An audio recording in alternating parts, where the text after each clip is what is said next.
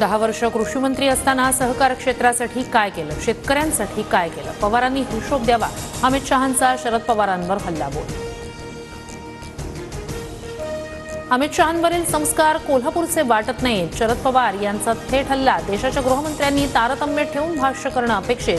पवारांचा शहांना सल्ला. शहांकडे जमाल गोट्याचं औषध. भल्या भल्यांचा आजार ठीक होतो. अमित शहा मुंबईत आल्यानं काहींच्या पोटात दुखतंय. एकनाथ शिंदेंची उद्धव ठाकरेंवर टीका. मालेगावमधील कार्यक्रमात शहांनी भुजबळांना बोलावत शेजारच्या खुर्चीवर बसवलं. शहांनी स्वतःजवळ बोलावत खुर्चीवर बसवलं. हा त्यांचा मोठेपणा. भुजबळांची प्रतिक्रिया.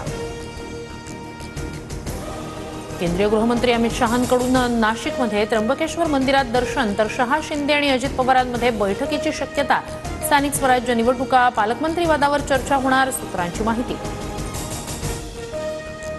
पोटदुखीचा त्रास होत असल्यानं वाल्मिक कराडवर सलग दुसऱ्या दिवशी आयसीयूत उपचार सुरू. रुग्णालयातील व्हिडिओ TV9च्या हाती.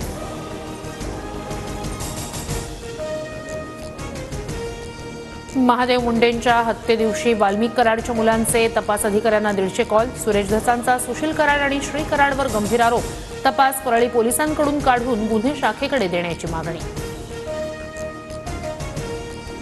बापू आंधळे हत्या प्रकरणातील महादेव गित्तेंचा व्हिडिओ. आव्हाडांकडून ट्विट. वाल्मिकच्या सांगण्यावरून माझ्यावर हल्ला. महादेव गित्तेंचा व्हिडिओतून आरोप.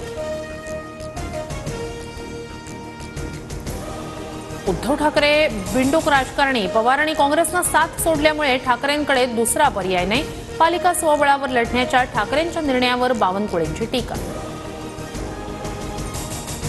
बावनकुळेंना महसूल मंत्रीपद देणं हा मोठा गुन्हा. 600 कोटींचा भूखंड 1 रुपयात घेणाऱ्या बावनकुळेंना फडणवीसांनी ताबडतोब अटक करावी.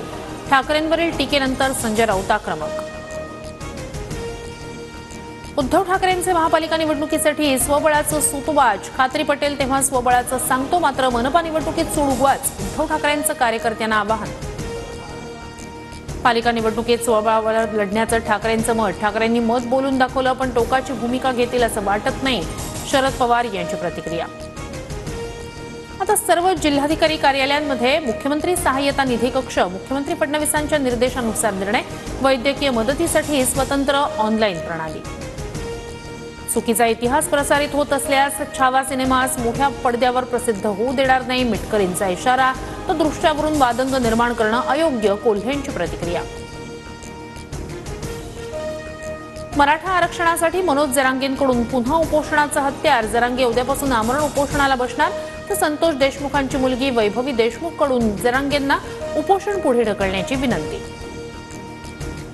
कोस्टल रोड लवकरच पूर्ण क्षमतेनं खुला होणार. 26 जानेवारीला फडणवीसांच्या हस्ते लोकार्पण. 27 जानेवारीपासून दुतर्फा वाहतूक सुरू होणार.